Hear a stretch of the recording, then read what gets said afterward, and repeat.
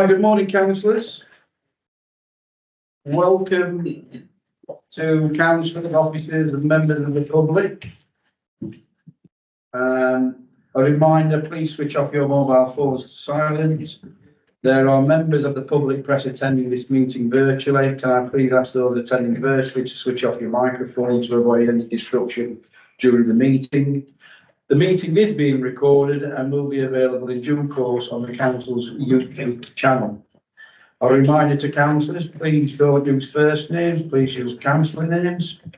And there is no fire alarm plan, therefore, if a fire alarm sounds, officers will direct you to the nearest exit from the meeting room onto the car park. Thank you. All right, first part of the agenda is apologies for absence. Absent non-chair. Joe, I had a message from Robin, who's depressed and up to his knees in about trying to allow some food.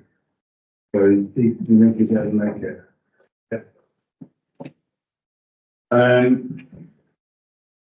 Right, and item 2 to approve as a correct record the minutes of the meeting held on 4th of March 2024. Councillor Clayton. Yeah, thanks, Chair. Page 5. I hope I'm all right bringing this up here. It's about section 106 money. I've brought this up at policy and I've brought it up here before, particularly for new councillors. We were promised that there'd be some kind of report all about section 106, how it operated, how it is organised, how we can apply for it or put in suggestions. I haven't received anything yet, and this is the second time I've asked for this. So I know it's not specific to this particular item, but it mentions section 106. So can I just ask what is happening regarding that, if anything? It is being prepared. Where it was being last time? Yeah, after we spoke that, or after you spoke about it last time, I did go and fix it up. There's some wording that's just required to go in there about section 106 agreements and the legal side of it. But that should be in very soon and it'll be members. So if I say in the next week to 10 days, it'll be in that time. Right, thanks, Ken. Thanks, David. Councillor Lever. Thank you, Chair. I'm looking at page 12, which is about the report that we had from the Office of the Devon County Council about the evolution, and specifically the part that talks about the committee debated the issues concerned. They had a proposal. The Chief Executive summarised the points that the committee raised as follows, and there are just a couple which I thought it would be helpful to the minutes if they perhaps expressed a bit more of what was talked about. So we've got one, for example, down the second half that says skills delivery. That doesn't seem to be a point. It just seems to me it mentions that skills delivery was mentioned rather than what might have been said. Then we have the use of the Devon Housing Task Force for the delivery of housing. Now, the Devon Housing Task Force isn't the Housing Authority, and this was the point that was made, that is something that we as district councils next to the city council, we're the Housing Authority, so we deliver. So that point hadn't been included in the minutes, and it would be better if it were, in my view. And then the penultimate one, the point was made about UK Shared Prosperity Fund and business support being delivered locally. And specifically, the point that was mentioned was that the CCA will be taking basically the focusing powers at the upper tier of local government. So with the LEPs going, those which have district councils on, that this doesn't sort of reflect the point that was made there. And I'd be grateful if those would be improved a little bit, just to give a bit more weight to them, a bit more meat to them. Well, number one, I guess it's for members to put forward any amendments to the minutes. So if you feel that there should be an amendment, then that should be put forward and debated. Number two, I guess I'd say is that when following the discussion that we had, the response, the consultation response was formulated, and the points were expanded on in that consultation response. So those views have gone over to the CCA. So in terms of skills delivery, we made clear that we wanted skills delivery to be focused locally and focused on priorities. The UK Shared Prosperity Fund had to be delivered locally by district councils. It shouldn't be concentrated in the CCA. And the Devon Housing Task Force, we said that the advisory groups that were going to be formed under the CCA, they should take advantage of the structure within the Devon Housing Task Force and use that as an advisory board rather than setting something else up, which is what was discussed.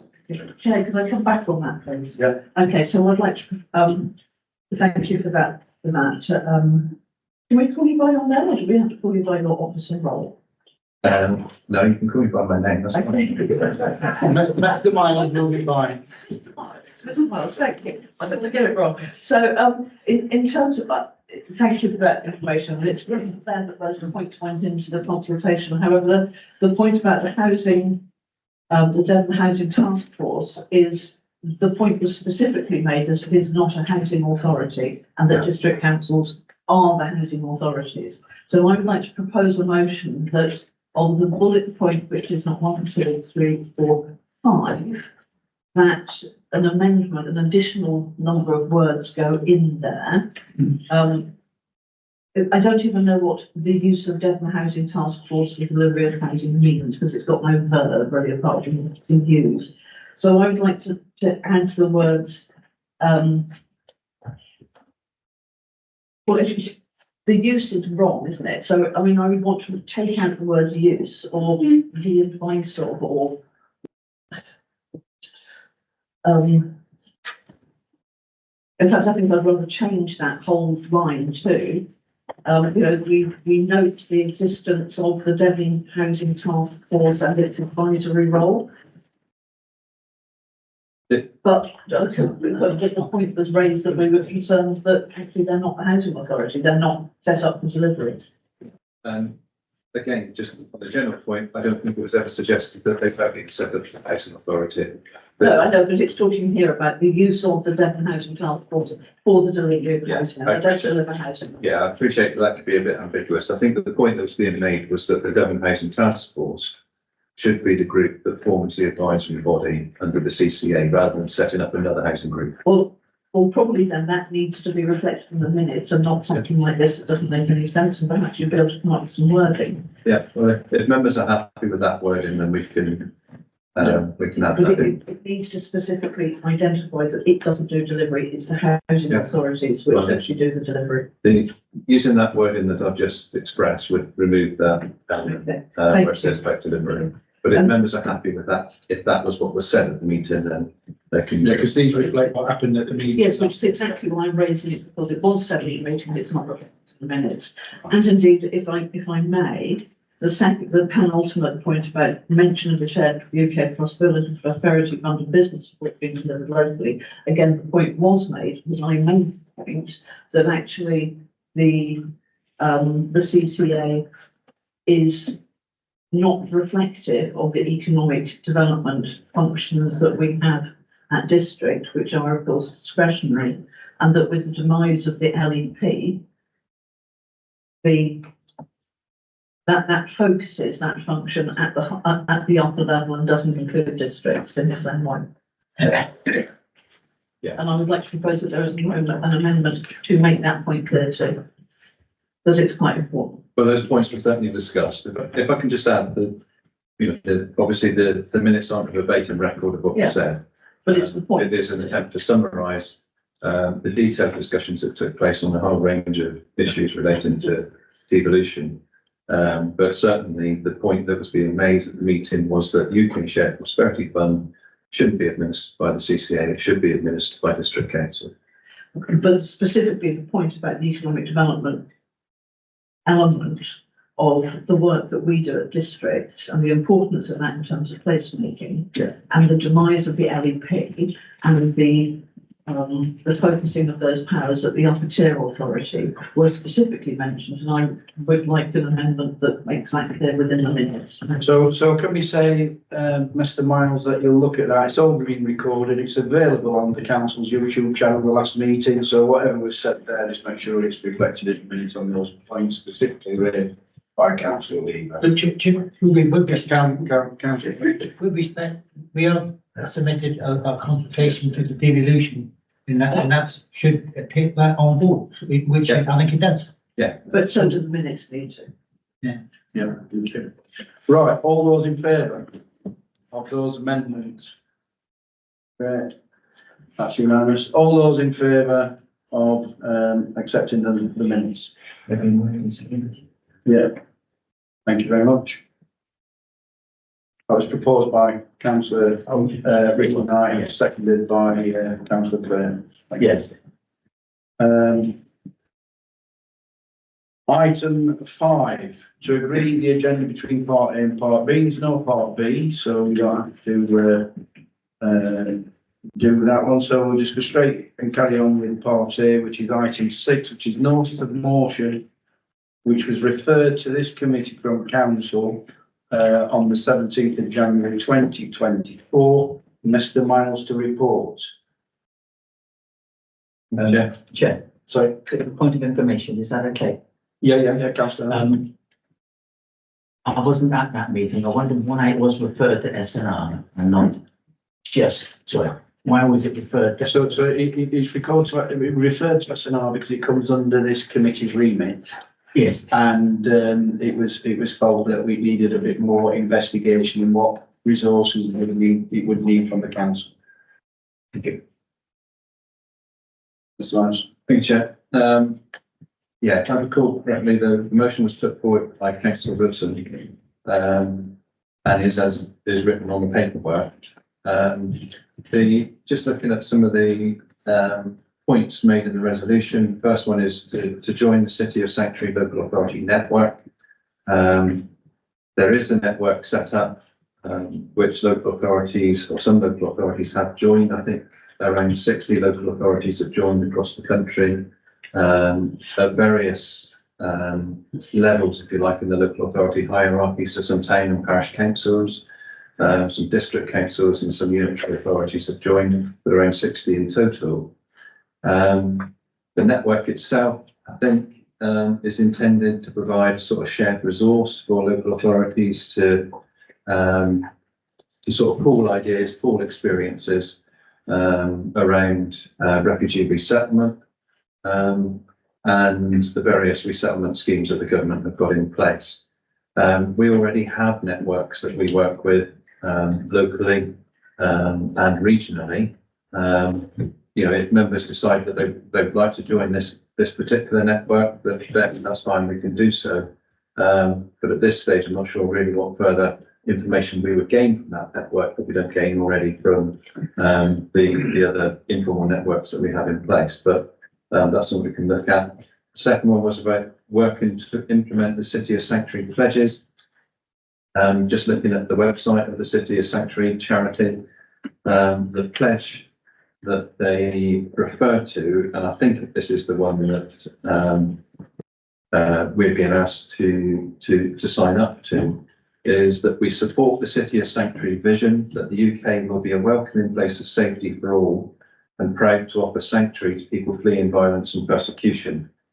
We endorse the City of Sanctuary Charter and agree to act in accordance with City of Sanctuary values and apply the network principles within our work as far as our specific context enables us to do so. We recognise the contribution of people seeking sanctuary. Sanctuary seekers are welcomed, included and supported within our context. We expect our branches or local groups, if any, to support their local City of Sanctuary group, if one exists, facilitate contact between them and their local City of Sanctuary group. So far as I'm aware, there is no local City of Sanctuary group, but those are the pledges that we would be expected to sign up to with a motion. As you would have noted, the pledge refers to the City of Sanctuary Charter, which is a separate document, which members should be comfortable with signing up to. I've had a look through that, and it doesn't appear as if there's anything in there that is anything to be worried about, if you like. A lot of it is around the approach that we adopt to sanctuary seekers, to refugees, etc.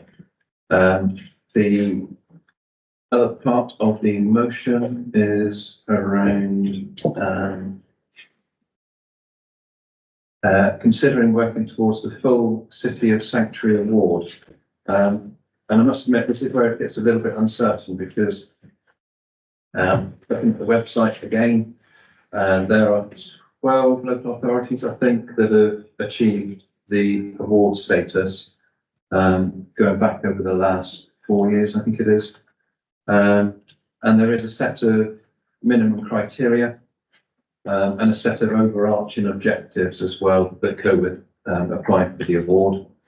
The minimum criteria talk about making public commitments to the City of Sanctuary vision, endorsing the charter, becoming a supporting organisation, signing the pledge, having dedicated members of staff, team members as contact points, as an overarching criteria around learning, demonstrating a whole organisation approach to awareness raising about migration, asylum and sanctuary, embedding, wherever possible, ensuring that people seeking sanctuary involved in the development of your plans and actions and on relevant committees, demonstrating active engagement, demonstrating active involvement with your local City of Sanctuary group, and where appropriate, supporting relevant campaigns and work to minimise barriers to people seeking sanctuary accessing our services.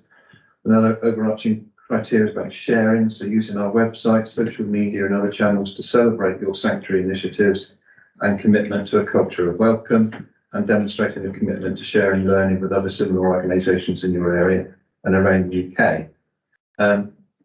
That for me is an area of work that we would need to look more closely at to see what we feel we can comply with and what we feel that we can work towards.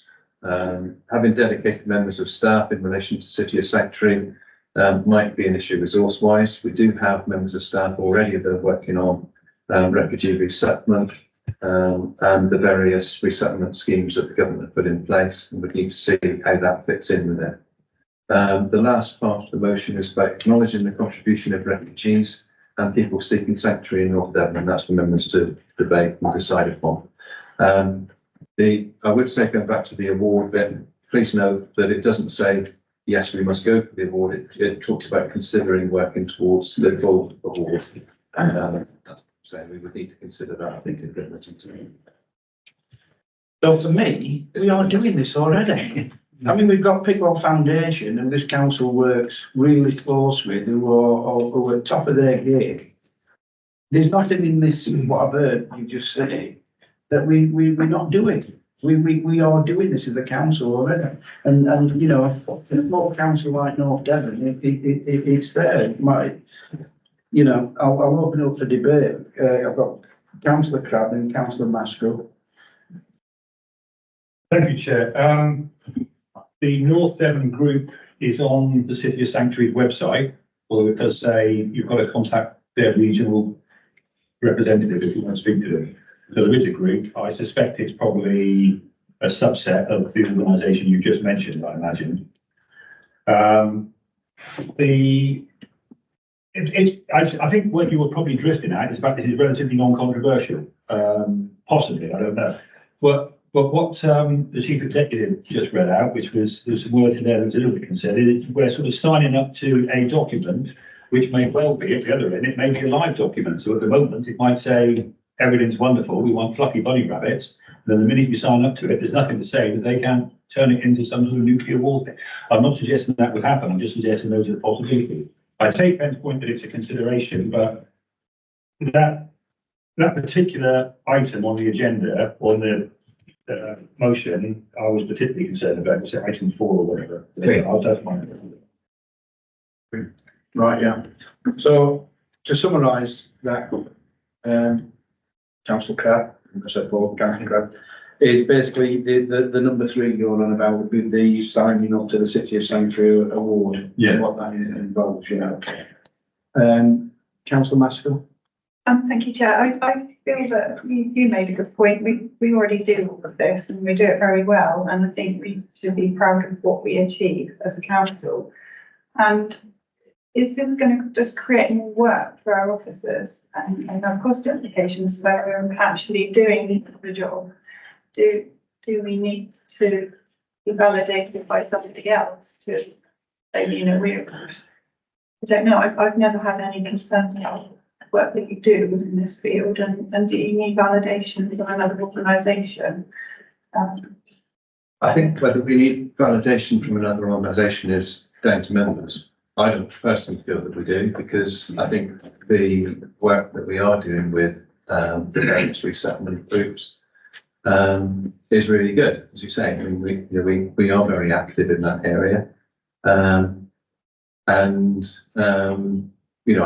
don't feel that needs to be externally validated by anybody, but we have to admit whether look for them.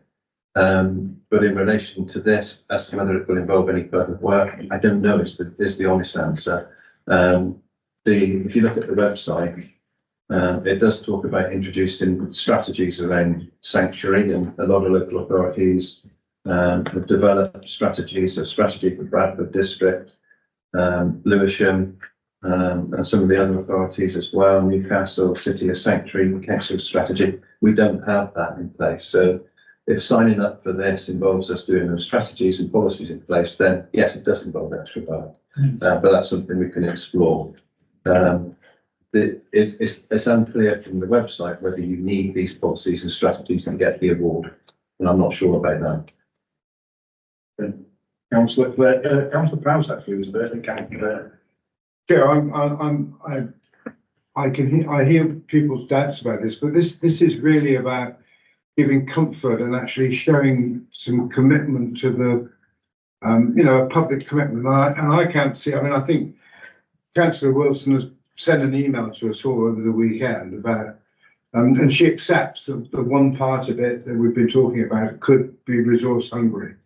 So I think she's accepting that, that we wouldn't be looking to agree to that today. But I would propose that we adopt the rest of it without going ahead with that part of it, because that could be resource hungry. I think it is important that we as a council do celebrate what we do.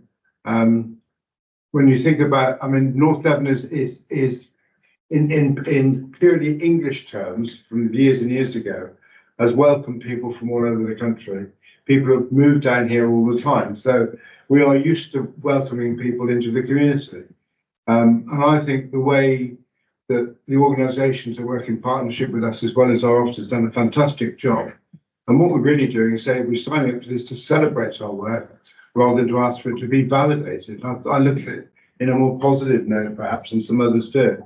So I would propose that we agree it without the part that talks about going to the award chair. Yeah. So you want to go 1, 2 and 4 rather than 3. But I've got Councillor Clare who would like to come in. Yes, well, of course, just to echo Councillor Prowse has said, actually, I agree with everything he said. I'm actually a bit disappointed that we haven't got a written report in front of us going through the resource implications of this, because I thought that was the whole reason why it was put to this committee back in January. Ensured between January and April, there's enough time to find out whether accepting this motion will have resource implications as far as officer time is concerned. That's the crunch of it for me. Is this going to be something we spend a lot of money on, or is it just lip service to the particular thing? I think it's going to be more than lip service, but I do understand people's concern about officer time being spent on this when perhaps there isn't a need to be done. It could be councillor time, perhaps as an argument that perhaps Councillor Wilson could take some of this on herself. Sure she would, yeah. But again, I think that I agree with what Councillor Prowse said, but I wonder, because we haven't got a written report, because we don't know what the implications of this, we should just refer it back. And I don't like referring things back, but I think we should have had more information on this to make a decision today, to be honest. Right, I've got some other councillors who want to speak. Councillor Bell and Councillor Lever. Thank you. I think I was going to echo Councillor. Prowse said, with regard, the majority of this is very good. Yeah, I've read through the website when this first came up in January. It looks almost like a heights mark that demonstrates that and shows to people that we are doing a good job. And I think we'll continue to do a good job. Anything with regards to further funding further costs are going to come back anyway for review. So I think we should move forwards with the mark, move forward with joining the scheme, and then we can re-review what we're going to be seeing with regards to. What I am unsure of is whether there's 3 or 4 other organisations doing the same thing. I don't know, I've not researched it enough myself to say, is there another, this Sanctuary, City of Sanctuary, is there also another organisation? Because these are a charity, as I understand. Yeah. So, like there's hundreds of charities for the armed forces, hundreds of charities for animal welfare, hundreds of charities for whatever. It's basically, I don't understand that part of it, but There is, I've got it. if there is other groups, then this is the larger group. This is the VHS, not the Betamax of the groups. So my only significant concern was going through it. There was one council that ended up throwing up an expensive referendum on the subject, which seemed to cost the council. That was what cost the council a lot of money. Nothing else about. I'm not seeing any reports from other councils saying this is a big white elephant. I think call for Councillor Lever. So thank you. So when I read this report, I have to say I was somewhat disappointed as well. I was rather hoping that we would have a report that would enable us to make an informed decision. And the things that you've just read out, Ken, first time I've heard those pledges. Now I could spend time exploring all of this. My expectation is that the reports actually provide us with that information.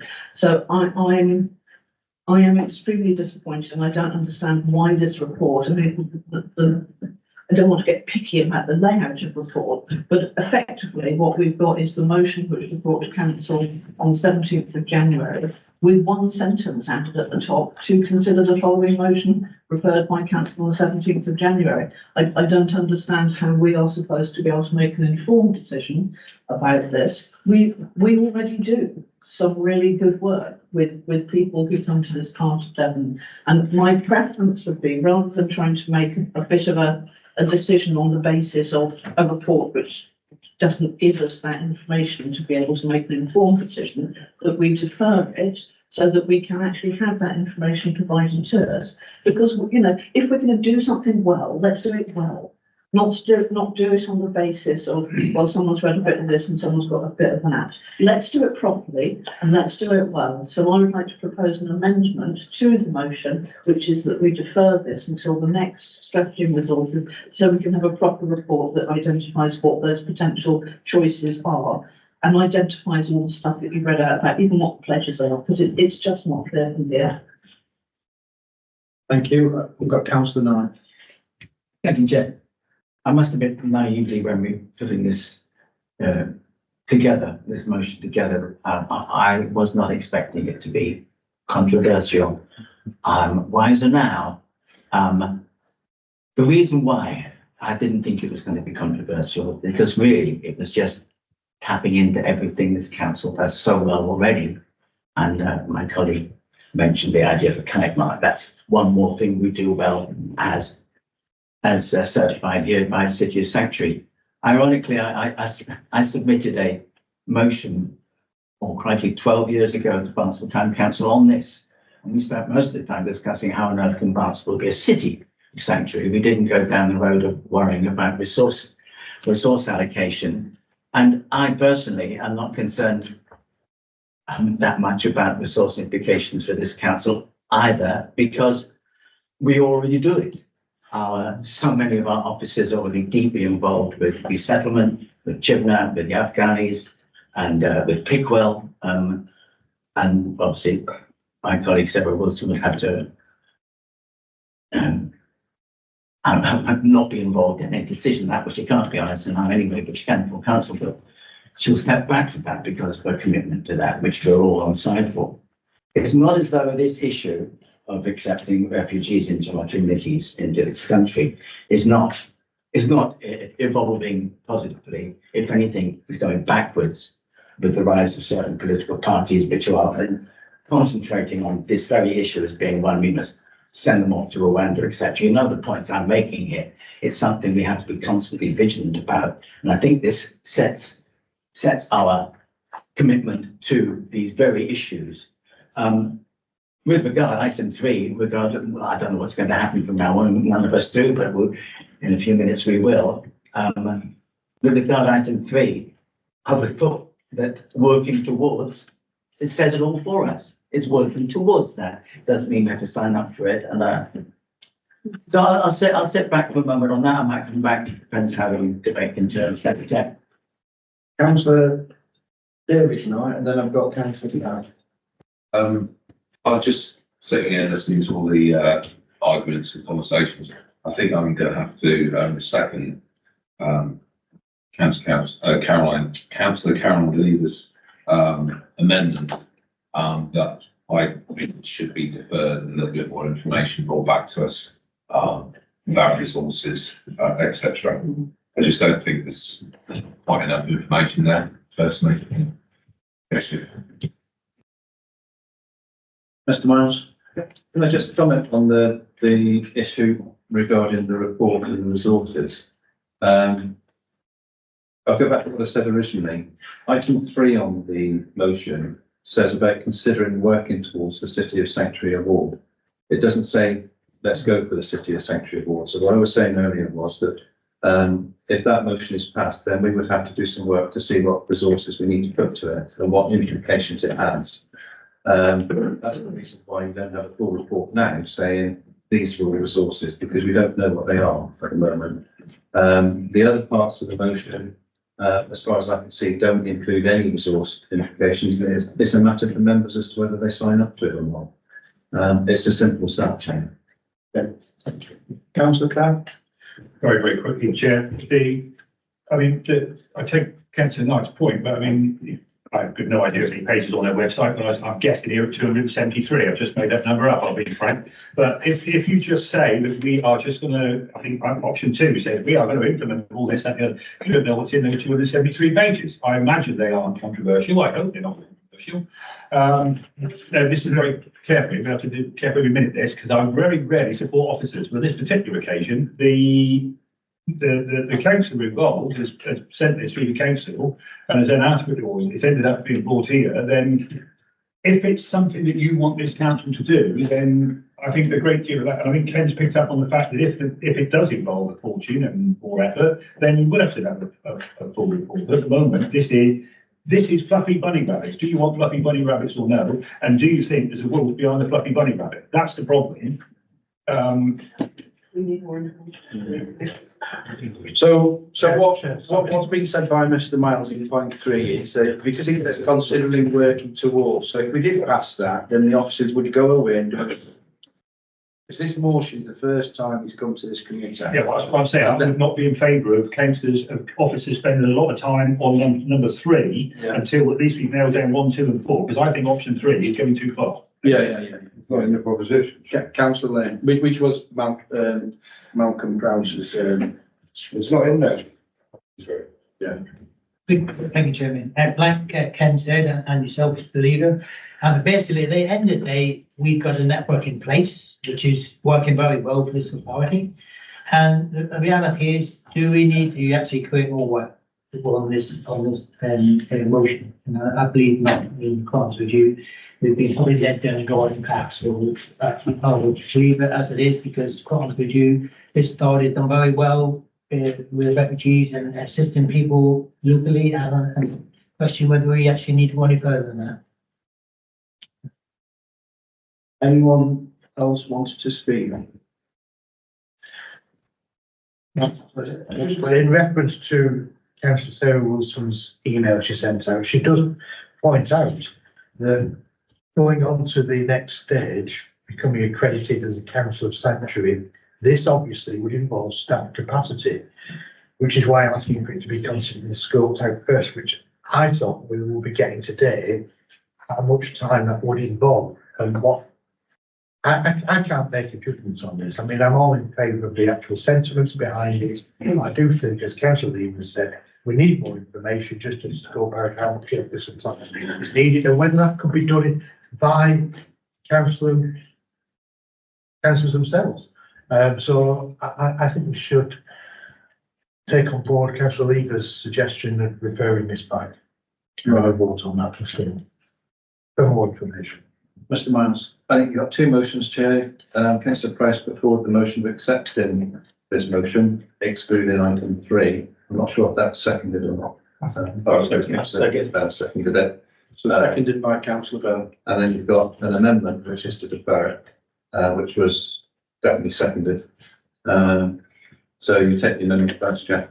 So he's been to full council, he's come here again. Do we want it to come back again? Because as we understand it, if we take out this motion as it is today, proposed by councillor Prowse, then we wouldn't be signing up to the actual award. We'd just be doing what we're doing already, as I see it. You know, which we're doing fantastic work as a council. It's just sort of like saying, look, we are doing this and we are part of this. But so we've got that, but we've got an amendment also to defer it yet again for more information to come back to, so councillors can make an informed decision, is what I'm picking up. Because there's no additional information there, so how do we make that? There's also originally went out to full council with the actual City of Santry information in it, so council should be aware of what they were looking at. And then it's just the motion that we've referred back here, but the actual detail within the original full council minutes, which was put forward with the attachment of the criteria of signing up to the award. But we've got, so which one am I taking first, Ken? Yes, Mr. Miners? The amendment to defer. Right. We've got an amendment proposed by councillor Lever, seconded by councillor Knight, to defer this item so officers can prepare a report saying what resources will be involved and bring that back to this committee. Use more resources than. Yes. Ridiculous. So all in favour?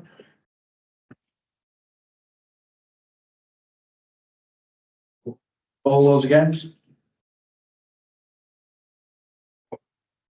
Any abstentions?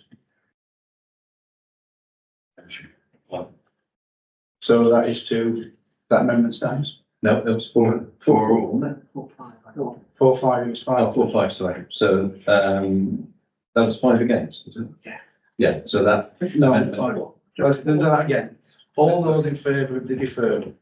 But just along this bit. 1, 2, 3, 4. 13 together, so. Oh, online. I'm taking and votes. Can members show their hands For deferral, please. So that again? So can Show you, your hands for deferral. So 1, 2, 3, 4, is that 4? 4 deferral. And then against deferral. 1, 2, 3, 4, 5. So that's failed. So the substantive motion is as put by councillor Price, which was to accept the motion excluding item 3. Right, okay. All in favour of that motion? 1, 2, 3, 4, 5, 6. Thanks. Against? Abstentions? 1, 2, 3, 4. Right, so that's carried. Now we can't go on once again.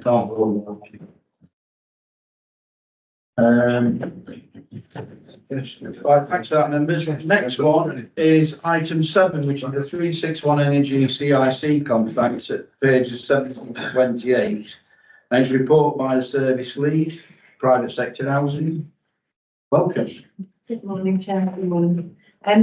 So the report to you today relates to our commission service of 361 Energy, CIC, for the provision of the free home energy advice service.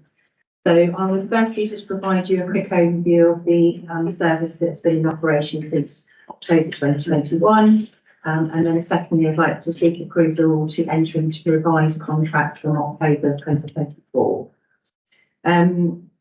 So firstly, so we commissioned 361 Energy to provide a home energy advice service for a 3-year period from October 2021 to provide a variety of advice as outlined in 4.2 of the report. So it could be about behavioural changes, fabric measures, and then potentially any funding opportunities for energy efficiency works.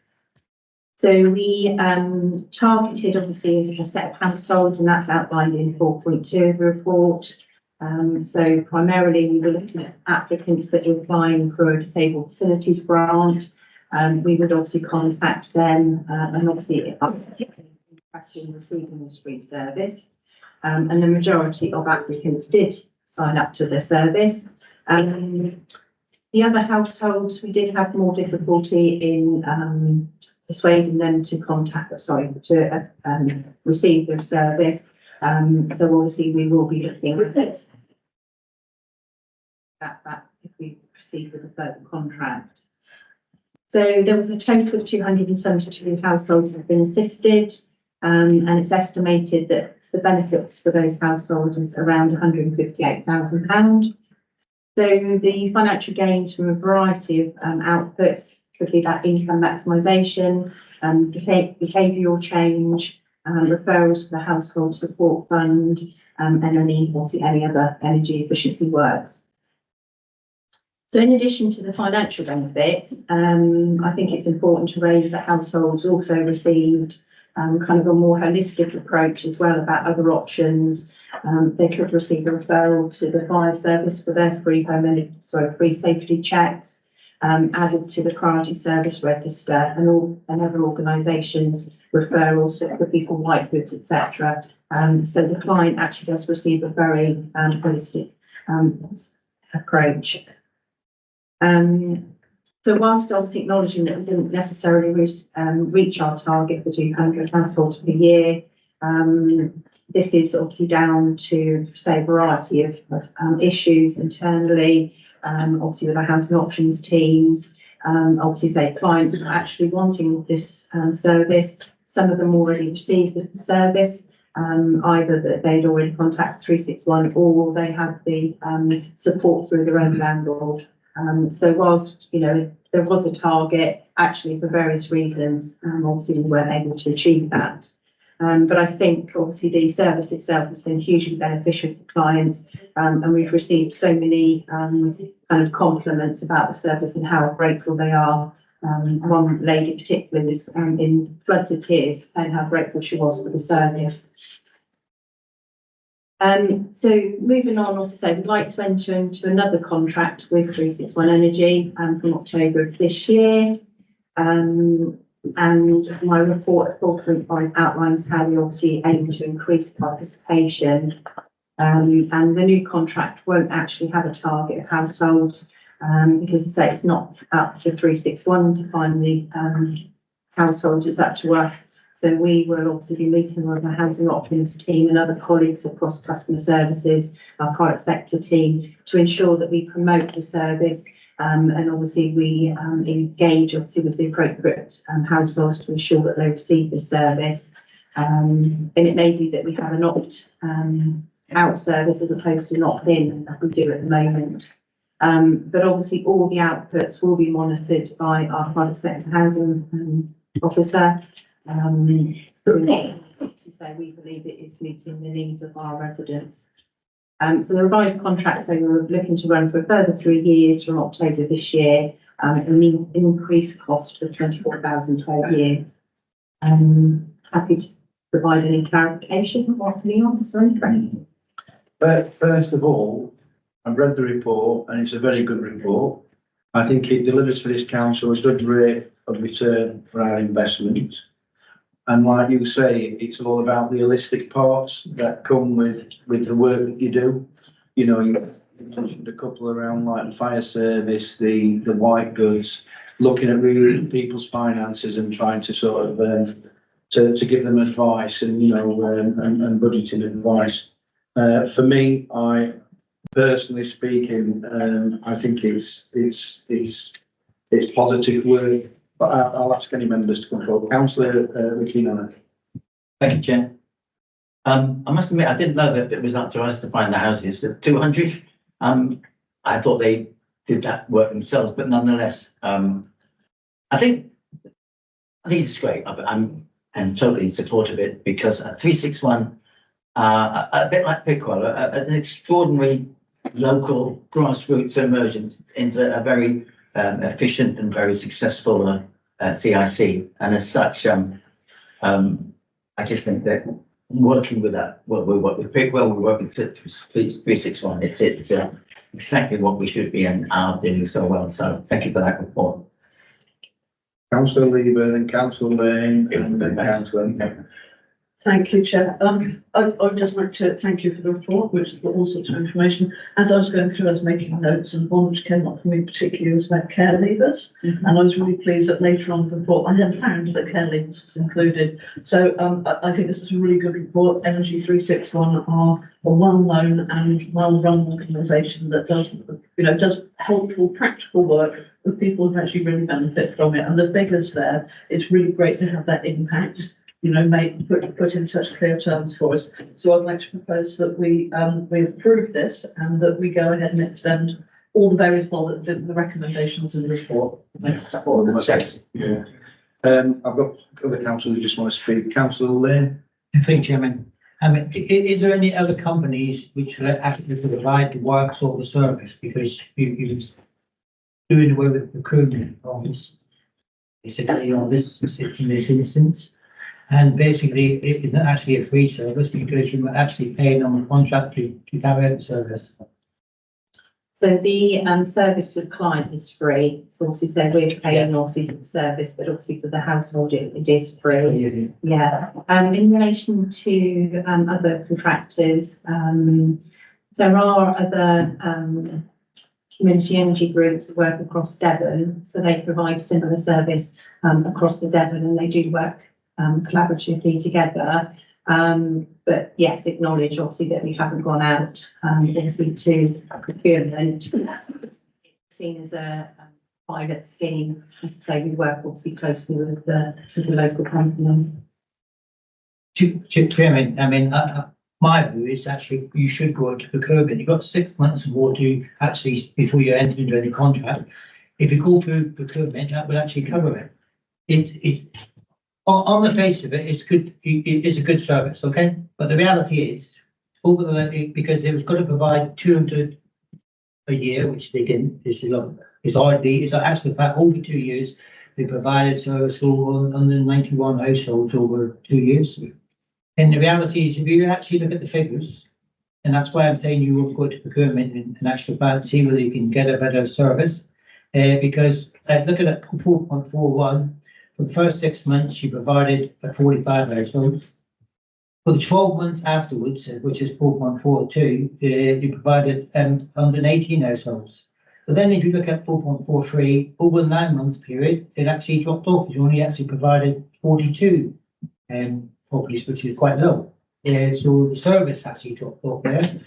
And funnily enough, at 4.44, in the last 2 months, you've actually provided 20. So now you're trying to renew a contract, all of a sudden the numbers have popped up, which means to me that if you can provide 20 in 2 months, you should be providing 120 in 12 months. But it appears to me that if you look at the figures, the service you've received in the last in this instance 11 months have actually dropped off. So I wouldn't say it's actually about providing a good service. In reality, over the 2 year period, of course. And I'm assuming that it was 20,000 a year for the first 3 years contract, because it says year one, 20,000 in this instance now it's 24,000 year one. So basically in reality is it costs his authority 40,000 over 2 years to support residents, which is a good way. In actual fact, you can maybe do it with another company. But you've only got you've only had 131,000 worth of financial support. So although it's maybe a free service provided to the residents, which is very good, but in actual fact not a free service because it's costing us about 40,000 over 2 years. And if you think that you've only given out 131,700 over 2 years, and you've cost you 40,000, that's not a good service. not in comparison to, I would question that you really ought to be looking at procurement, in actual fact, and getting free quotes like you should be doing. Can I also emphasise, you mentioned figures, but it's not all about financial returns. These are families that we're dealing with, who have other issues. I offers. fully appreciate that, but the reason I'm mentioning the figures is I think by doing procurement, it gives you a better indication about what service you can provide. Yeah. Because what you might do is supporting some of you. Yeah, I'll come back to the officers on that part of it. Mr. Miles? Yeah, and you say might want to chip in, but the reason we're going out to, or suggesting going to 361 Energy, not going out to procurement, is because they are an integral part of the sort of framework of energy providers, if you like. They're already out there doing advice work, they're already out there providing advice to households. So this service that we want to procure slots in, if you like, with their existing work. And they're already working in partnership with the other, as Wendy said, the other community energy groups within Devon. You're right, if we go into procurement, we might get something else. But then they'll be starting from scratch and having to integrate themselves into that structure. So for us, it seems better to go to 361 Energy because they're already part of that structure and already part of that landscape, if you like. And as Ms. Slate said, as part of the presentation, yes, the numbers didn't meet the expectations from the original contract, but that's because the obligation is on the district council to provide the referrals. And we weren't able to provide the referrals during the course of that contract rather than on fault of the contractor. And as Ms. Slade said, in the forthcoming contract, we're now in a better position to provide a greater number of referrals going through. And just for clarification, 3.2 of your report mentions that 361 are part of the local energy advice partnership, and they've already been commissioned to deliver that work. So, I mean, that we talking about the integration part of it. But I've got Councillor Maskell and then Councillor Prowse. Thank you, Chair. Thank you. Well, like Councillor, I'm delighted to see that care leavers will be included in the next round. I think it's, Miles just said that actually, we need to stick with the provider that's going to provide the best service and is in the best place to do so. I was a little bit concerned that the cost has gone up despite the fact that, only a third of the expectation has been delivered, although admittedly that's the council's issue rather than provider. But, they're a not-for-profit organisation, but it seems that they might have actually sort of profited from the fact that they haven't had to do so much work for what they've been commissioned to do. Just a point. Could I also ask about 4.11? You mentioned having a dedicated private sector energy efficiency officer. Are they the private sector? Does that mean that they're not employed by us? No, they are. They are. Yeah. So that costing hasn't. So how much does that cost to have that officer? I don't know the details of that. That's on top of, presumably that's on top of these costs. Yeah, they're part of the staffing structure within the council, and the private sector reference is the private sector housing, so that's what they're concentrating on. So they're not employed by the private sector, they're concentrating on private sector housing. They're employed by us. I don't have the salary costs at the moment, but yes. I was just thinking that adds to this cost of providing big services, having that officer as well. But that's a new post, and is that going to improve the efficiency of the delivery? So that post is obviously wider than just this. So obviously we have the EcoFlex scheme, we have a hub scheme, we have LADs, all various obviously energy efficiency government funding schemes. And obviously her role is to kind of manage all of those schemes and have the overview. So this 361 contract is just a small part of that. And obviously so her role will be to manage and monitor this contract. And also obviously look at the other energy efficiency grants that are available for the household by different routes as well. So it's more of a wider remit that she has.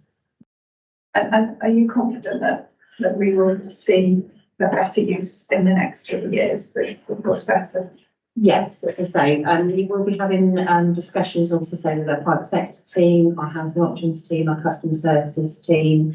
And obviously, yes, I believe that we can, maximise the referrals that are going. And I think it is unfortunate, also say with the housing options team, they've had a turnover of staff. So there's been lots of factors that meant, unfortunately, we haven't been able to meet this kind of target. But yeah, I'm confident that we can increase the referrals through.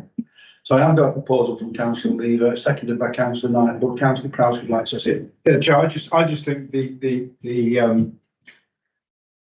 what we're judging them against is a very crude performance indicator, really, because I know there's a colleague of mine who's recently retired on our parish council put a huge amount of voluntary work into this, has held parish events for people that are suffering from fuel poverty, because it is about awareness of fuel poverty and helping as many people. So official referrals may not tell the whole story.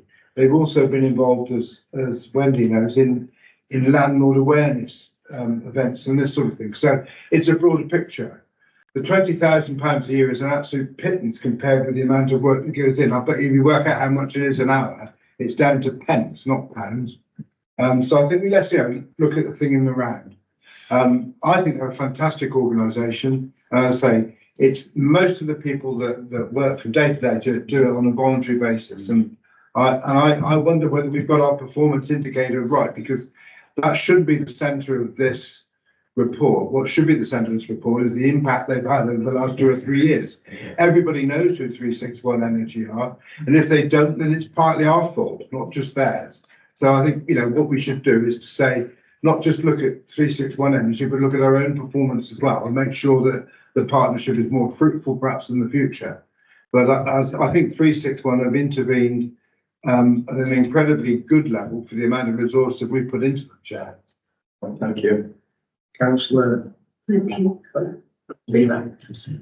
Councillor Lever. Thank you. Absolutely, I agree with everything that Councillor Prowse has just said, and I think if I go back to the surveys which have been done previously about the condition of housing in North Devon, then there's a pretty high correlation between low quality of housing and damp issues and fuel poverty and so on and so forth with private sector rented sector, which is a random guessing, but I think from memory it's about 25% of the housing stock, some surprisingly large amount, maybe it's greater than that, I don't know. So in terms of the potential market for the work of Energy 361, it is considerable. Let me just be absolutely clear. I'm not saying that everybody who is in private sector rented housing lives in either bad housing or indeed are experiencing fuel poverty, but there are the housing stock that we have in general terms. If it's older, then there are potentially more difficulties with lack of insulation and so on and so forth. So there is a potential market out there, and the private sector housing team I know works very closely to try to support tenants and also to find to make it possible that people have the services that they require, so they have good quality housing, and that's part of this. And don't we all want people to be in good quality housing? I completely get this about not getting out. I get that about tendering, about processes, but I think given the integral nature of the work of Energy 361 and our housing teams and the other energy community groups, I completely support this. Right, thank you. I've got Councillor Quinn, Councillor Bell, Councillor Crowe. Councillor Quinn. Oh, sorry. Oh, you don't. No, right, okay. But Councillor Bell and Councillor Crowe. Thank you very much. Sorry, I just need to declare an interest. One of the directors is a volunteer parish councillor, so I won't. Councillor Crowe. I think we're heading to a speedy resolution here, Chair, I hope anyway. Really more for my own information, but trying to give you other council information. When you round off a list of these schemes, you've got the Fred scheme, the George scheme, the Dirk scheme, which are all absolutely clear to you. I mean, I'm supposed to be a representative to my community. I've got absolutely no idea what you're talking about. Swahili, that was. Yeah. So would it be worth perhaps updating members on what schemes there are about? Just in like an email information. Yes, we can definitely do that. there's various schemes, and obviously, say from a client's perspective, it's quite difficult to understand, you know, their eligibility to one Yeah. scheme or another. So we are developing on our website a client checker. So the client will be able to go onto the checker and say they live in a property that's an EPC of X, they've got gas or off gas, and what measures that they're looking at, and then hopefully it will be and so well, actually you're entitled or you're eligible for this particular grant. And this is the eligibility route and referral route. So we will be developing that. So perhaps once I've done that, I can come back and I'll provide you with an overview of all those schemes. Yeah. Thank you. Right, so members, first of all, again, I think members are generally happy with all the work that's been delivered. And not only the financials, but also about the other bit with health inequalities and stuff by getting, you know, better white goods and things like that, and referring them to other agencies that are more appropriate. But also with Councillor Crabb's sort of amendment, if you like, you've got if Councillor Lee was happy to take that on board, that we get the officers to provide the report at another committee. It seems entirely sensible. Yeah, yeah, great. Okay, and second, you're all right with that? Yeah, fine. So the recommendation to set out in 2.1 and 2.2, that we approve, all those in favour? Any abstentions? 2 abstentions, everyone else in favour. Thank you very much. Right, members, the meeting is now closed. In the chat,